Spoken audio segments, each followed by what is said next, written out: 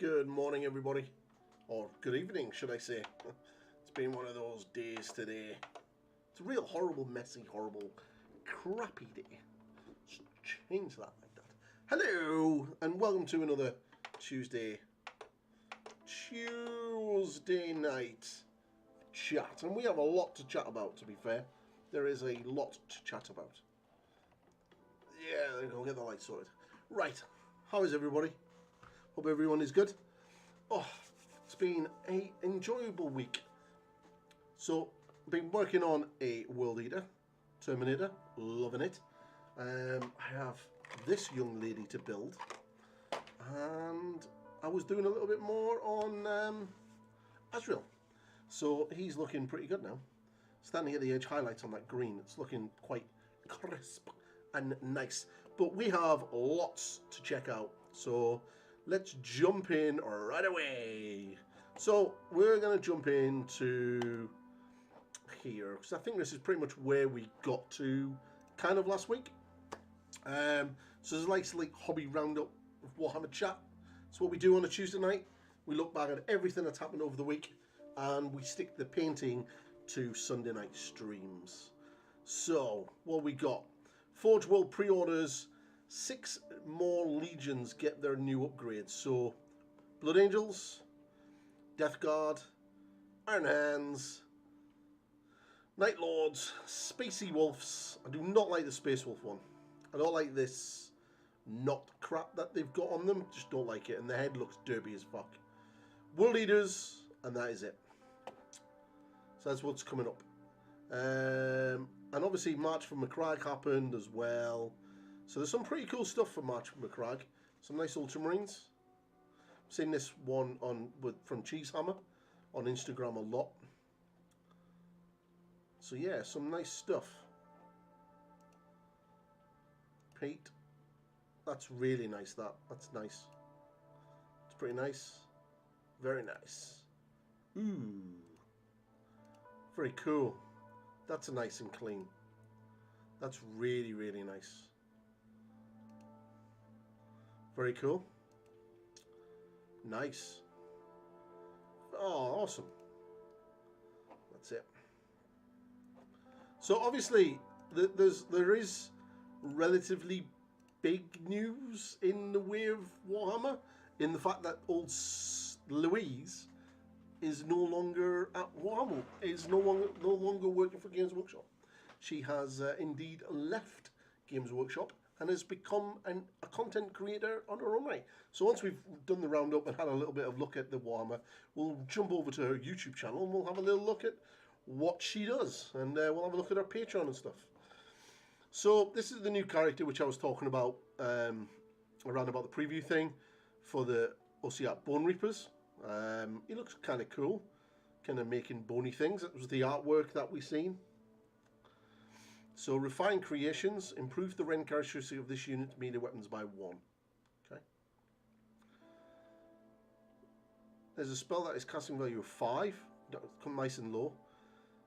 The casting can pick up to 3 different friendly harvesters, Mortec crawlers, or Marcos units within range, and refine, and instead wholly within 12. Okay, it's pretty cool. It's pretty solid. Faction leaders for the cleaner. So how the new leaders are going to work, which is something that I was reading earlier. I think this is the one that I was reading earlier. So basically, one major choice that you'll need is what detachment you use. So this is what Oath of Movement is. So it basically allows you to pick a unit and then give them rerolls, which is kind of cool. And that's just for that detachment. So, okay. And then the High Fleet get this synergy thing, which is interesting. And there's apparently going to be different rules are going to be associated with different detachments.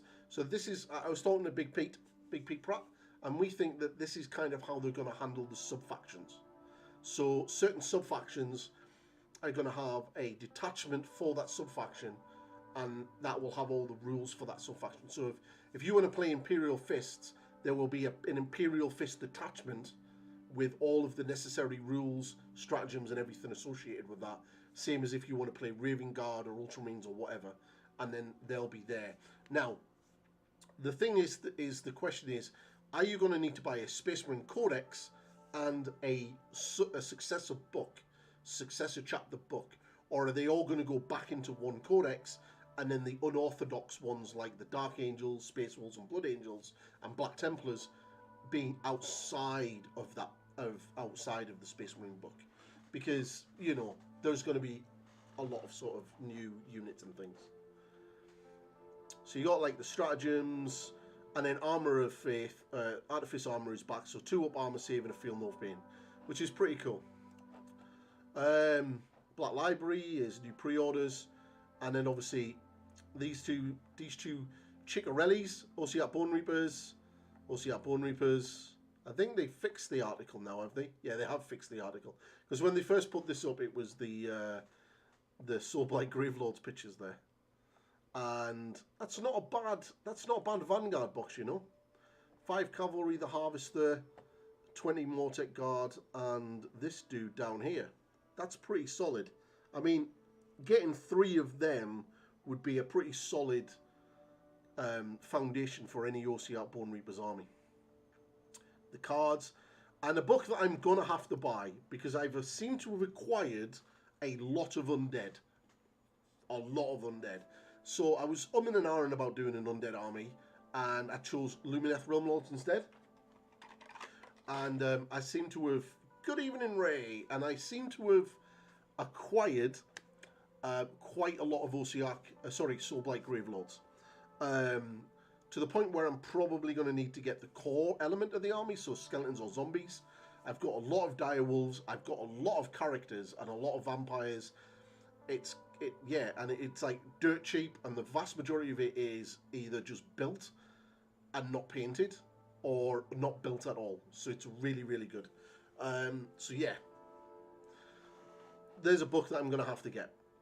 Not too sure if I'll get her, but I may get her at some point for a painting project. Maybe.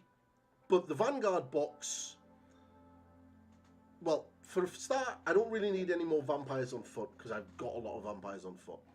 I found 3 of them in the lot that I got, and there's already 15 Blood Knights. Do I need any more Blood Knights? Probably not. So the Vanguard box, for now, I don't really need. But yeah, it's a pretty decent Vanguard box. Skeletons are pretty solid now. And I already have the dice. And some lots made to order Lord of the Rings. So the preview for Arcs of Omen, the Lionel Johnson is coming. He is on pre-order. Why are you not working? See, this is what I hate about the Games Workshop website. Just stops working every now and again. Like, why are you not working? So obviously Lionel Johnson is up for pre-order next week. And the Arcs of Omen book, Azrael model, which I'm currently working on. And once he's finished painted, I will be giving him away to one of you lucky people.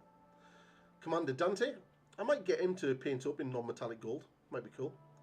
And then Vashtor the Archafane is also coming out.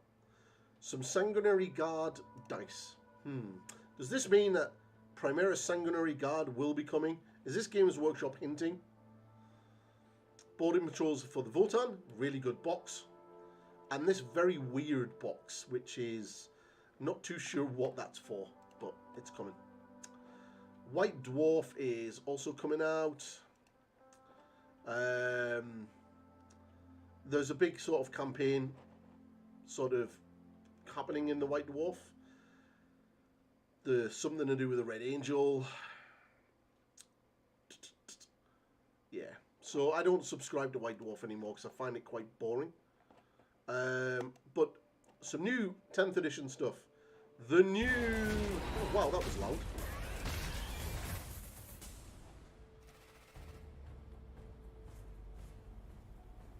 What would be cool? Me giving away Azrael? So the new plastic lictors. Or leapers as they call them. Pretty cool. So yeah. These are the new leapers, or I presume that these are what are supposed to be lictors. They look kind of cool.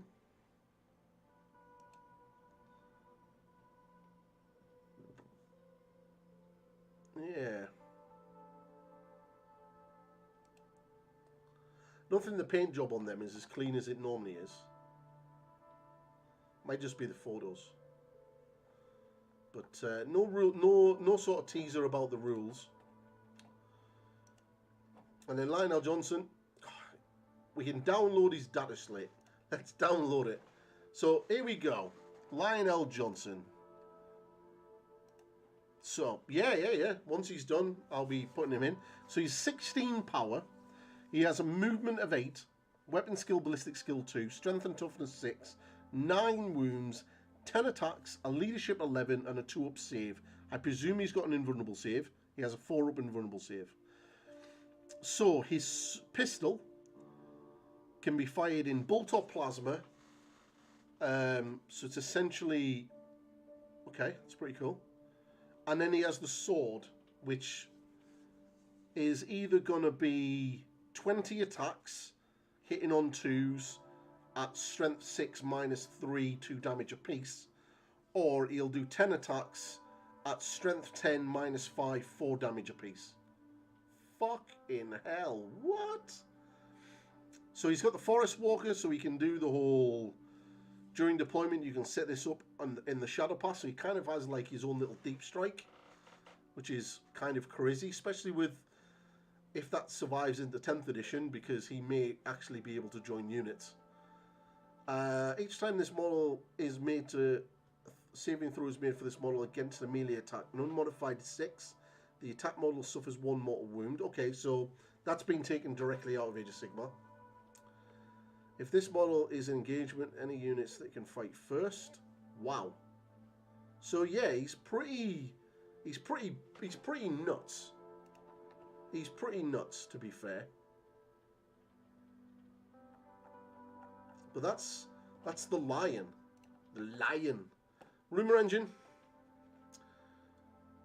Wow, that looks very... Well, that looks like smoke. And, yeah. I'm going to call that and say that it's going to be a Slaanesh. It's going to be a Slaanesh Warcry Warband. Commander Dante is back. We're going to have a little look at his rules. Power 8. Ooh. Moves 12, because he's obviously jump infantry. Weapon skill 2, ballistic skill 2, strength and toughness 4, 7 wounds, 7 attacks, leadership 9, and a 2-up save with a 4-up invulnerable, because of his Iron Halo. He has the Death Mask, so each time an attack is made against this model, subtract 1 from the hit rolls, so you might just want to hit him. If your army is battle forged, then you get an extra command point if he is your warlord. And then Blood Angel Core and Blood Angel characters within 6 inches of that model until the start of your next command phase. Each time a model in that unit makes an attack, you can re-roll all the hit rolls. So that's pretty cool. Now that's going to come relevant when I show you what's coming for 10th edition very soon. While a friendly Blood Angel's core unit is within 6, you can re-roll 1s. And then he's an epic hero of the Imperium. Once per battle, if this mod is selected to use an epic deed stratagem, that stratagem costs 0 strategy. I think that is kind of a nod to 10th edition, that rule. Because he's classed as an epic hero, and that's kind of what they call heroes. And he's only 175 points. We didn't see how many points Lionel Johnson is. How many points is Lionel Johnson? 320. 320 points for Lionel Johnson. So, what is this?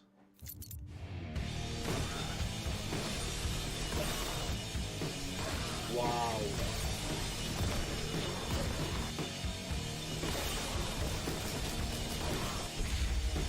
It's Doom.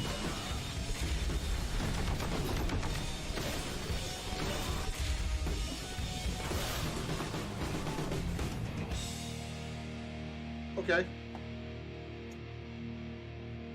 So it's a blend of 80s style visuals with modern FPS gameplay, and you won't want to wait because it's out May the 23rd. Okay, interesting. It's basically Doom, but in 40k. Awesome. Right, so here's the big thing for 10th edition, right? And generally the sense is that characters are now going to go back into squads. So in the new edition of Warhammer 40k, brings in some pretty massive changes to the rules. One of the most eye-catching is the way that characters now interact with their subordinates. The powerful aura bonuses, those auras that Dante does, that they used to impact on nearby troops are gone in almost all cases. This effects were powerful, but the potential to stack up them up was made them somewhat tricky to balance. Right, okay. So now rather than handing out rerolls to anyone in earshot, your heroes now join single squads and act as a cohesive unit. It's an elegant system, kind of what we did in 8th edition. So Primus Lieutenant is now the leader ability, and I believe that if they have the leader keyword, that allows them to join a squad. Faction, Oath of Movement, Tactical Position. While this unit is leading a unit, weapons equipped by models in that unit have the Lethal Hits ability. Target Priority. This unit is eligible to shoot and declare a charge in a turn in which it fell back. That's kind of cool. So take this Primaris Lieutenant. The first thing you'll notice, it's a leader, which unlocks the ability to join a squad. That's cool. This is done before deployment at the same time as transports are allocated and units are placed in reserve. The leader becomes a permanent member of that unit for the whole battle. Just like 7th edition and how Horus Heresy plays right now. This is a change that I really like. Each leader has a short section of units that they can join, all of them listed on their datasheet. A Primaris Lieutenant can shack up with Intercessors, Blade Guard veterans, but leaves Gravis Armor aggressors and heavy aggressors to its more appropriately equipped colleagues. Now, that sentence there is kind of making me think that we're going to see a Gravis Armored Lieutenant come out in the very near future, because we have a Phobos Lieutenant now, and we have a Mark 10 Lieutenant, but we don't have a Gravis Lieutenant. Does that mean that we're going to get a Terminator Lieutenant? That would be kind of cool. But either way, Primaris Lieutenants can join the following units: Assault Intercessors, Blade Guard veterans, Hellblaster squads, Redacted, and Intercessor squads. So 2 new squads that they're coming, but they're not going to tell us about. I wonder what they could be. Let's speculate. What could they be? Well, for the start, I can guarantee one of the Redacted units are the guys with the flamers. 100%. That's one of the units. The Incinerators or whatever they are. They're in power armor, and that'll be them. And potentially the Tyrannic War Veterans. So you can attach this model to one of the above units, even if a captain or a chapter master model has already been attached. So you can have 2 characters in a squad. Wow. So you can probably make a Blade Guard veteran Death Star. Okay, cool. Death Stars are back. His tactical precision ability grants his subordinates lethal shot, a core ability that makes critical hits the new term for an unmodified 6 on a hit to automatically wound. Cool. So auto wounding on 6s if he's in a squad. Nice. Most of the time, only one leader can join a unit, but as you can see, the lieutenant is an exception and can join the same squad as a superior captain. Plenty of factions have similar low-ranked support leaders, from Biovorgs, Surgeons to Warlocks. So the Lookout Sir rule has been developed for this new system. Your leader is kept safe by their bodyguard and can usually be targeted only when someone else in the squad has breathed their last. So they can't be singled out, which is kind of cool. And then for heroes that are HQ that operate on their own, they'll get the lone operative. And they can't be attacked by ranged weapons unless they are within 12 inches of that model. Cool. Some characters only gain the lone operative ability while taking shelter near appropriate unit, such as when Iron Father Ferris is working on an allied vehicle, or Lionel Johnson is near a unit of Adaptus Astartes infantry. Right, that's kind of interesting. So Lionel Johnson can't join other units, but gains, you can't shoot at him unless you're within 12 inches of him if he's near another Marine unit. So I imagine Gilliman will also have that rule as well. Interesting. Interesting. Okay. How do you design a legendary hero? I mean, what does everyone think of Lionel Johnson? I'm kind of liking him. He's a relentless sort of character, determined, fierce knight who would not give up. So it's hard to talk about the Lion without talking about women. They were very much informing each other. I wanted a relationship between the two, but a contrasting one. Whereas Gilliman is all that's optimistic about a bright new Imperium with the new Crusades, we wanted the Lion to be the dark, secretive side of the Imperium that represents the opposition of Gilliman. And we thought from a narrative perspective, that gives us a really interesting place to go with the miniature as well. We wanted to make sure there was a real clear point between the Horus Heresy miniature and the Warhammer 40,000 miniature. First of all, he has a new suit of armour. It was very clear to us that we wanted him to look like a knight.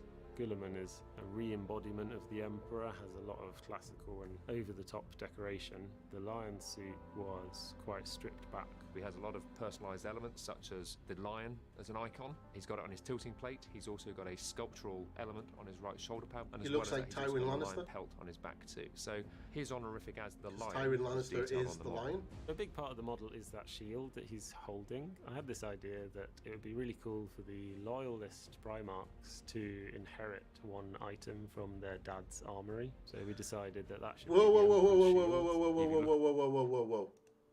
Whoa. The loyalist Primarchs will inherit an item?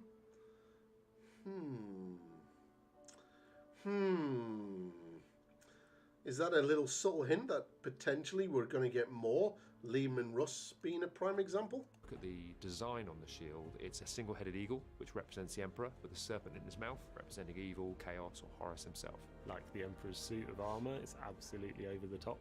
We've seen Cypher, and there's rumours that he's got the lion sword. I think it's just better when there's a bit more mystery about it, so we came up with a new sword. The way the model's been designed is it could stand alone as a single miniature, and if that was the only thing you ever wanted to build and paint, you've got a really nice model. It's well framed on the base, it's got the watchers alongside it, it's got a scenic element on there. The model itself tells loads of stories about the Dark Angels. You've got 4 separate head options on there too, which give you loads of choices as a painter. And actually, I think there's a really nice opportunity to bring something that's a mythological part of Warhammer 40,000 to the tabletop.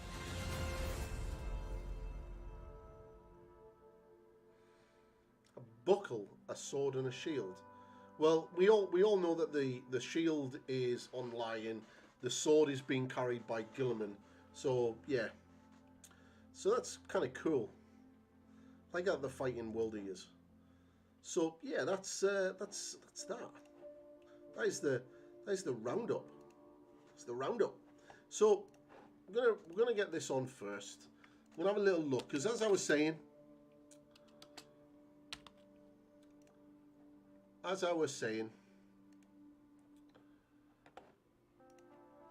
Louise Suggs. If you subscribe to Warhammer TV, you will know who Louise is, because she was the presenter for the masterclass, and then eventually become the sort of co-presenter when they brought Aiden in from the heavy metal team into it. She, surprise, has left Games Workshop to become a content creator. Not surprised at all. If anyone has followed her on Instagram for the last year or so, you will have noticed that she does a lot of meetups with a lot of other content creators.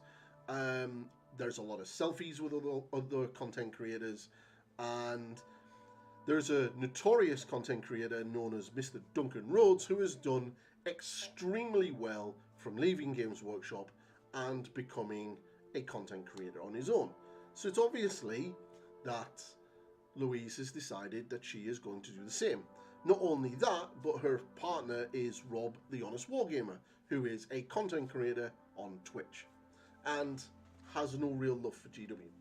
So Louise has left. And here she is. She is already on 37,000 subscribers, which makes me mad. Really did.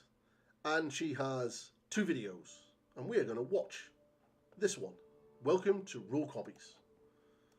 We're going to watch this. Since the beginning of time. So she's gone rogue. Is there I'll turn the volume on. Cool. Interesting.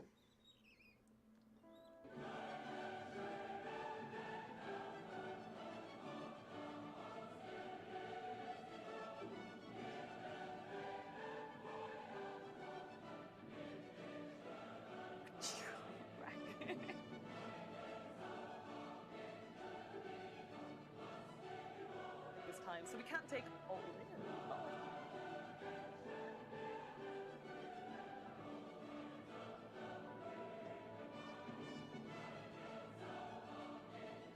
Thank you so much for watching. I Don't really smile. hope you enjoyed it. Don't Thanks smile. for being rogues. I'll see you in the next one. Bye. What? Why does she smile like that? Right. So obviously she's gone rogue apparently. So yeah, she's gone rogue. She has a Patreon, so you can check her out. Join her Patreon. So here's a Patreon, £3 a month, and this is what you get. £13 a month, and this is what you get. £30 a month, and this is what you get. And she has over 400 Patreons. So yeah.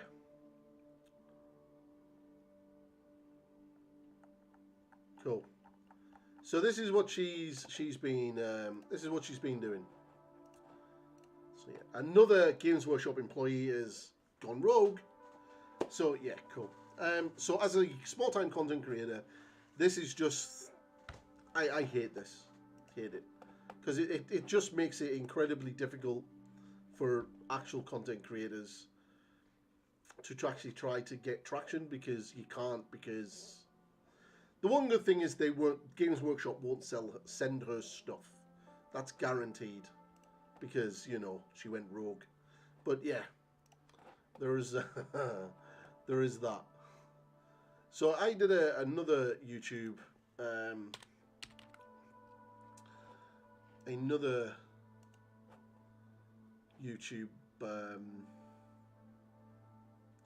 video on the Baron's War. So I was painting. That's not too bad. I'm reasonably happy with its performance so far, considering that it wasn't really going to go very well, considering that it's a very small niche game, historical game.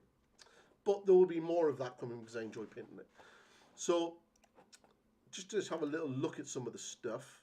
So you got some of this. Now, if anyone has seen the film Outlaw King and remembers a character in it who shouts Douglas a lot, there's the miniature for James Douglas, Lord Douglas, the Douglas of the Douglases. So you can play Robert the Bruce and Lord Douglas.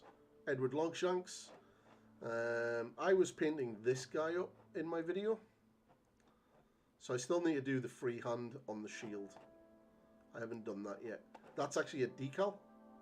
I will be freehanding it, and that'll be on part 2. Should be fun. But yeah, it's a pretty cool system. I will be doing King John in the not too distant future. King John on his horse, because why not? King John will be cool. But yeah, but these guys do a lot of other games. Yeah, I'm surprised now. I thought we'd have more to talk about with the hobby roundup.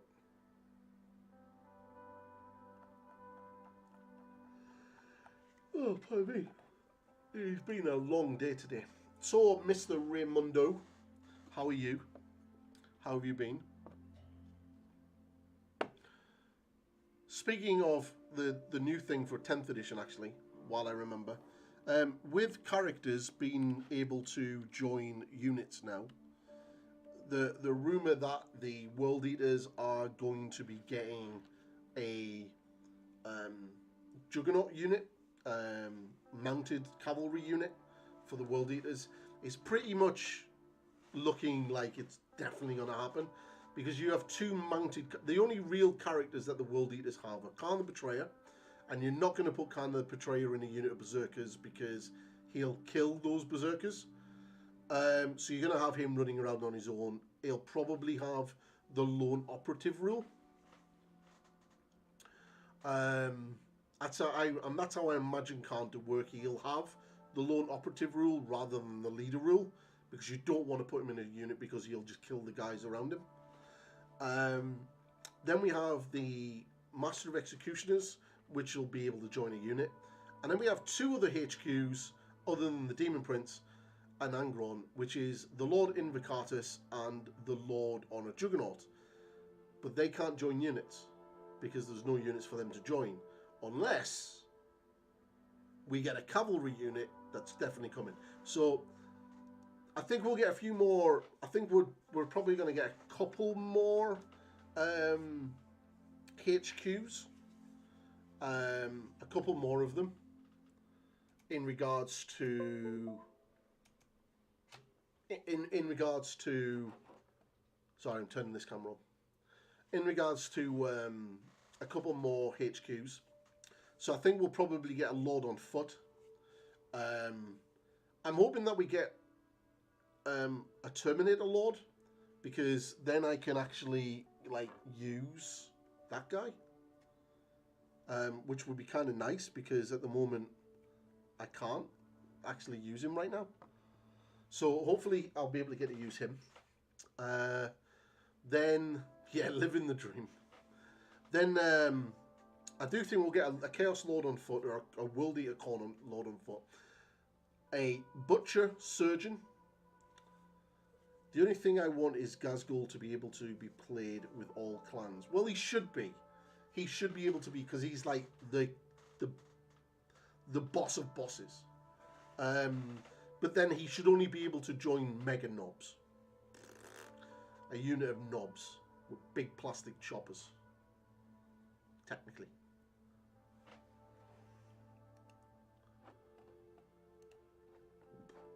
So, yeah, so back on the World Eaters. So, Lord on foot, Butcher Surgeon, and I think we'll probably get a unit of Terminators, even though I am doing some up.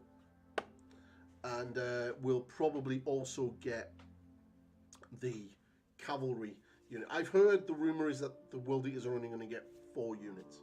Now, from what I've heard with Space Marines is there's a lot coming from Space Marines, and get ready for Space Marine Overload.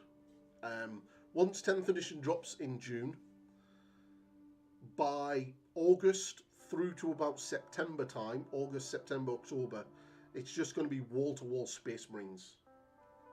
Just fucking Space Marines coming at you constantly. There's going to be all of the new plastics, all of the multi-part kits, and everything else. It's going to be bonkers with the amount of Space Marines that are going to be coming. So that's kind of cool, I hope. I think there's going to be a lot of cool stuff, but I think we've also seen quite a lot of what's coming. Warhammer Fest is in a couple of weeks' time. The weekend of the 29th and the 30th and the 1st. First being a bank holiday, I believe. It is, yeah, it is, because I'm working that Monday, and it's a bank holiday. So the 1st is a bank holiday, so it's 3 days. I'm going to do a prediction video next week on Friday. I'll have a prediction video will be up for Warhammer Fest predictions. And I'll try to keep. I'll not go into them here, but I'll try to keep them to sort of what I think, roughly, what I think we're going to see. I think we will see a little bit of a teaser to Horus Heresy, of some of the Horus Heresy stuff, and I think we'll see maybe some of their infantry, the new infantry that's coming, and potentially one of the next Primarch that they're redoing, and I think that'll probably be Jakahite Khan on his jetbike, which is something that everyone's been wanting for a while, and I believe, from what I've heard, he is in production. For 40k, we will 100% definitely see the entire box of Leviathan, everything. But by the time we get there in 2 weeks' time, we're probably already going to see everything that's in that box as they've slowly put it out piecemeal. So we're definitely going to see everything that's in that box, how big it is, the whole thing, the front cover of the rulebook, you know, the whole, and it'll have the whole sort of pre-order shenanigans there and then. Because from what I've heard is it'll pretty much be going on pre-order around about the beginning of June. So you're going to have the rest of May to sort of talk about the new edition. They'll may or may not sort of tease a couple of other new stuff that they're going to show us. Potentially tease the Dark Angel refresh that's coming, but I'm not too sure. I think they may just sort of give us a couple of new sneak peeks at kind of what 40k has got in store for the Marines and Tyranids at least. Age of Sigmar, we have 2 battle tomes that we do not know what they are. 2 that are meant to be due out by autumn. Now, Seraphon are due out very, very soon.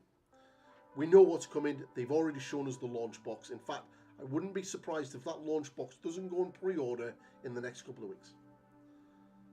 Outside of that, they're the last two, the last 2 books, or the last book that needs to be done is Flesh Eater Courts. So I think we'll potentially see the Flesh Eater Courts stuff. Now, I haven't heard anything about a range refresh or anything, so it's potentially just the book and a new hero. But there may be some other things added to it. Don't know. We'll see. The other book that I think is probably going to be is the new Stormcast Eternal book. There's definitely a Stormcast Eternal book coming, and it's probably going to be that. And then obviously later on in the year, around about that same period, we'll get the new Cities of Sigmar book, which is essentially the new Dawnbringer Crusade miniatures. So Age of Sigmar is looking pretty decent. Now, there are rumours that 4th edition is coming next year. Don't know how true that is, because we still need to get Old World out. So potentially we could see Old World next year. And I'd like at Warhammer Fest for them to actually show some Old World.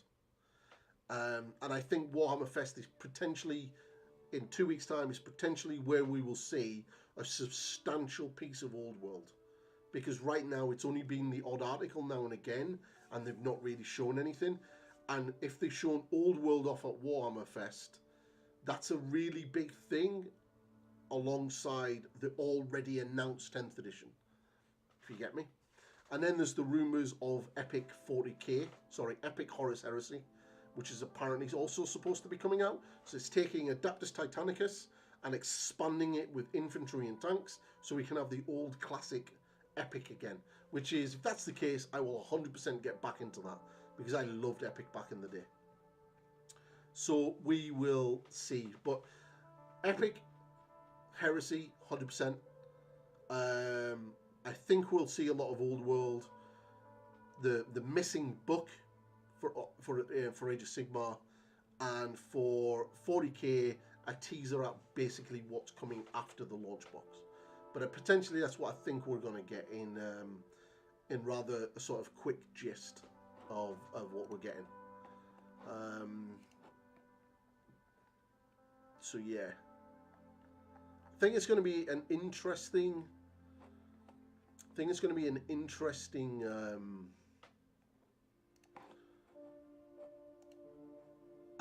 event, because they obviously have shown a lot more than we actually thought they would in regards to Adapticon and everything else. Like, I never expected them to sort of show like what they have, to be fair. I thought they would show the cinematic, but I never expected them to start showing off rules and all of that kind of stuff. But yeah, but also for anybody who's interested in getting into Warhammer TV, I'm gonna have a video coming out very, very soon.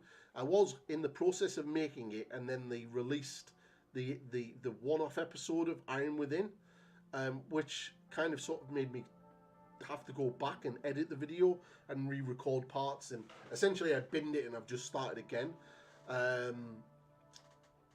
This is basically what you get for Warhammer Plus. So you've got the animations, all right, and that's the main thing that people are paying for. Iron Within is one part. That is it. That is it. Like, that's it. It's 28 minutes long, and like, we don't know if there's any more of it. Angels of Death, I enjoyed it. If you're going to watch it, then you watch the final cut, because they take all 10 episodes and match it together into like a 2.5 hour, nearly 3 hour long, essentially 40k movie, which is kind of cool, kind of enjoyable. I quite like it. They do the same thing with the Interrogator as well. You can have the final cut, and it turns it into like an Interrogator movie. Again, pretty cool. Hammer and Bolter is good, but we haven't really had one now for some time. It's been quite a few months, if not quite a few time. Exodite was like literally 4 episodes, 3 episodes. The Space Marine armor thing was like, I don't know what that was for. And then Astartes is basically what everyone watched on YouTube. And then the original scores, so you can listen to the soundtracks. And then the Masterclass, which a lot of people are complaining about the Masterclass. But I'm going to play it because I don't really care. Let's break copyright. So this is essentially the Masterclass videos. Now, there's a lot of people complaining about this because Games Workshop have changed how the Masterclass videos work. Dynamic, enlightened, and optimistic. Who's this guy? Bring their way of life to the 41st millennium. Don't know this guy. Through diplomacy. This guy's got a different voice. Who is he? And will we see? No, we will not, because we no longer see the presenters in the videos, which is, I think, we are going to show you the reason why they've done this is probably because Louise is left. Because you can kind of see when they did this, and these are filmed quite far in advance. It's like they're not filming these last week and then putting them on the platform next week. They're filmed a good couple of months in advance. So we can get a rough idea of when she left, and when she's no longer on here. So, and it's kind of around about that time. I think she has one video in this new format, and then she disappears. So I think this is what Games Workshop's answer to Louise leaving, because the YouTube channel also has done this, and they did it at the same time. And let's go. Welcome to Citadel Color Masterclass. No idea who this dude is, but you don't get to see him anymore. This is now the format. It's essentially just a show hands, and that looks like Louise's hand, which is also very interesting. White armor has a reputation for being tricky to paint. Actually, there are a few genuine that is reasons Louise's for that hands when considering how to shade or highlight it. With highlighting, Do you have a base color that is an off-white, such as Grey Seer or Celestra Grey? That then allows you to No, light up they with did Hawthorn not do Grey. that. And then examples that stand out are that the white scar from the pot has a slightly different... That's Louise's fingers. That's Louise's hand. They've edited her voice out.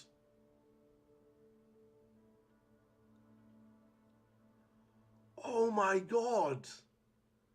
Wow, that's YouTube content right there. Woohoo! Oh, I'm making a YouTube video about that. Yeah, they have. They've edited her voice out.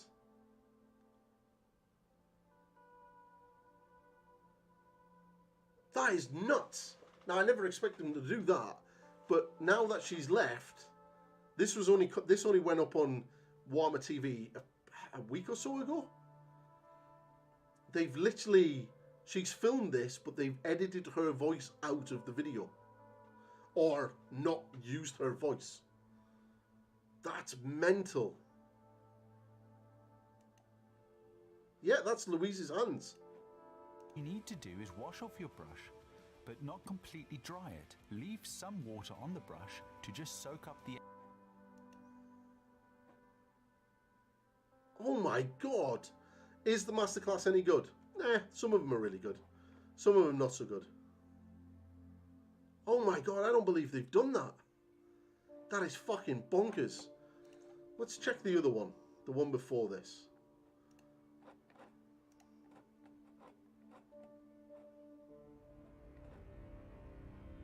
of Warhammer 40,000 bones using So it's that guy's voice again. to show you how to paint carried by ancients of their I, kind. this is the method kind of is- thing I need to make for my YouTube videos. That kind of sort of graphic. The thing is, they already have those graphics because they're taken directly off the website. So they already have those assets to make them, where I'm going to have to make 100 of those things. Yay for me. Arguably the most versatile for your first recipe, and full time, and build it Louise's up to a hand good again. consistency. Oh my god! We found a conspiracy! Vampire skin. Is she in this one? Let's go for the restart. I don't know. Was I watching that? Apparently I was. Some cursed existence. There you go! So, that's the last time her voice was in a video. And that was a good couple of weeks ago. In fact, over a month ago.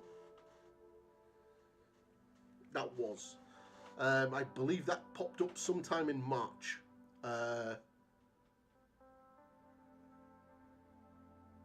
Why not reuse them? Believe Dave does it.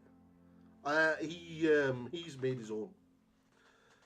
I can make them. There's a website that I can use called Caveats. That's what I use for my thumbnails, and I can essentially go in, create the outline for what I need and the design and the template, save it on a transparent background, put the text in, and then do the color squash inside the color. It'll take me a good couple of weeks to make them all, but once I've made one, it'll essentially become really, really easy to make the rest. So yeah, it's just going to take me some time to do, but from now I've started making some, but we'll start seeing them sooner hopefully. So this was the last video that she did, and it doesn't have a date because they don't have a date on them anymore. But the only way to find that would be to go to Warhammer community website and then scroll down on the pre-orders. Let's have a look at the articles. Warhammer Plus. Nope, that's not where we want. Articles.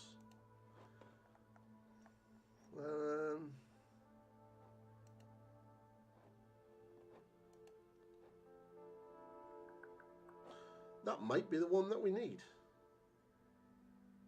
No. All news. Right, let's have a little look. See when we can actually get that one. So I'm thinking it's sometime in March. We found a conspiracy, peeps. This is good. This is going to be good YouTube content. Games Workshop dubs out on Warhammer TV. Pre-orders. Right, let's have a little look at this. This was March the 26th. So this is when all this was going on pre-order. The Tower, Citadel Colour. Masterclass was the battle report for that. That's basically what we got on that 29th. I believe it's before then. Maybe the week before then, or the week after, maybe.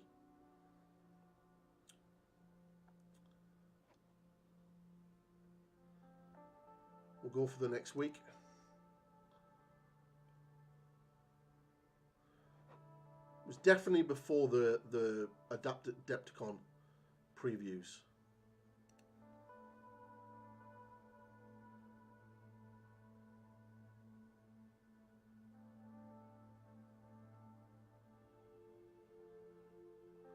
Let's have a little look at this one. Blade of Corny Corn. Let's have a look. What we basically want to see is vampire skin being advertised on Warhammer TV. No.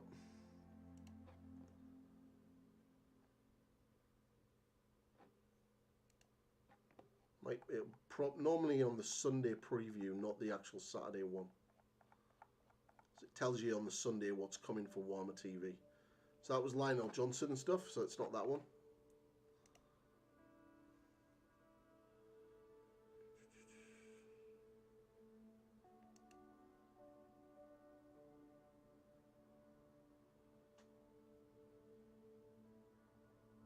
So Sunday preview, let's see if it's on this one. So this is the Sunday preview.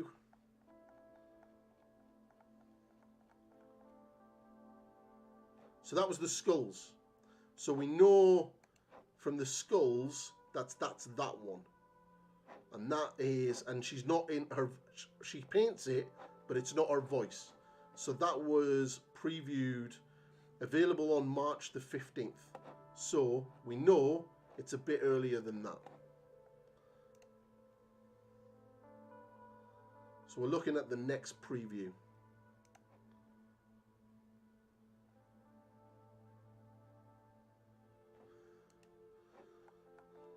So this is the preview for the week before.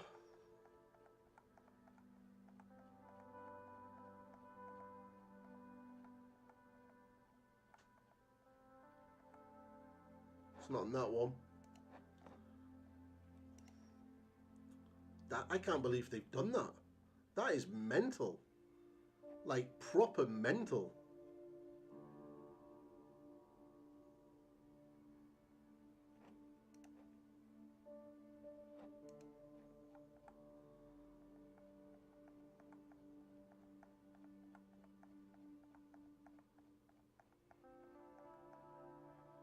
Nope, that was Iron Within and Iron Without. That was the 1st of March. That's when I was starting to make my video to see if it was worth, if Warhammer TV was worth it. And I've had to redo the video completely.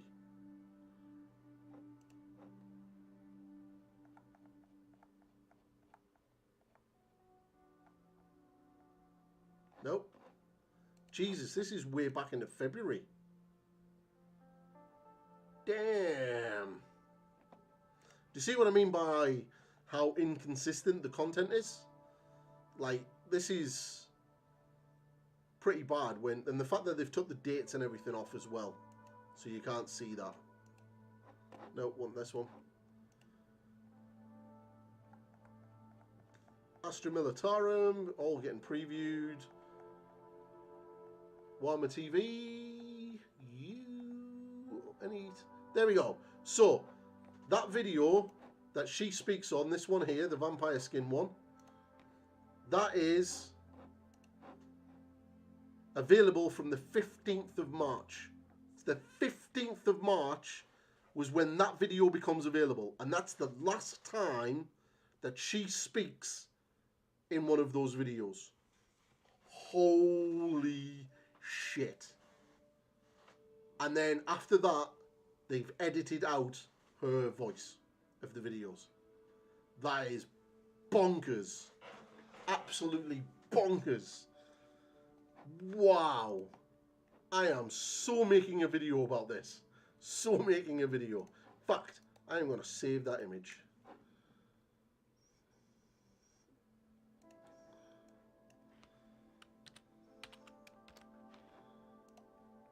Wow. That is bonkers. I am going to be making a video. That's what I'm going to be making on Friday. That video right there. Wow. Awesome content. We could even made it right now, but I wanted to do some graphics and stuff.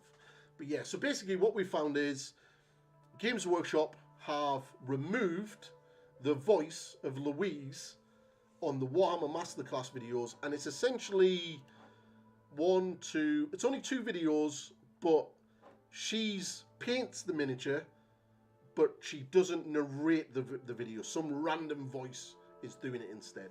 So that is kind of crazy. Crazy to see. You heard it here first. Games Workshop are a bunch of dicks. So I'm going to make a video about it. Need to try to work out a title and everything else, but I'm going to have to sort of show how that is and record a little bit of a snippet of it, because I can. And because, you know, fair use. Well, is it? Will I get into trouble? Probably. Do I care? Not really. So yes, haha, fuck you Games Workshop. And hopefully that'll be a bit of GW drama. I haven't had a GW drama video for a while, and I've just found some. Because, as we all know, Games Workshop are evil, and everyone likes female content creators, and Games Workshop have just fucked over this female content creator, and everyone's angry that Games Workshop no longer show faces, but only show hands. Winnie win win win. So, I'm gonna do that. That'd be kind of cool video to do, actually.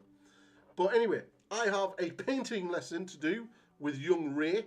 And if you want to get a painting lesson with yours truly, feel free to just exclamation Patreon, and you can sign up. There is a couple of slots for 30 minutes, an hour slot, a couple of hour slots left. And then there's a couple of 2-hour slots that you can do over the course of the month. Ray's that is loving it, and he can tell you he's loving it, or he's not. I don't pay him to tell him he's loving it, so it's up to you. But yeah, I'm gonna go and do that. So if that's something you want to do, exclamation Patreon, or if you're watching this back, click the link on the Patreon and head over and sign up, and I'll get you in a Discord and we'll discuss and see where you are and what you want to do and work from there. All right, everybody? But from me to you to me, I love you, you love me, and I'm going to go. I'm going to make myself a brew. I'm going to jump over onto the other channel. I'm going to have a natter with Ray, and we're going to do our thing. And yeah, so the next video is going to be GW drama on Friday. Woo! It's going to be a good video, and it's going to be a giggle. So yeah, so if you're watching this back, or you're watching it now, subscribe, like, comment, ring the bell, all that good stuff. And I will see you on Tuesday for the next stream for DP Sundays, where we will be doing more work on Azrael. Okay, everybody? And I will catch you all later.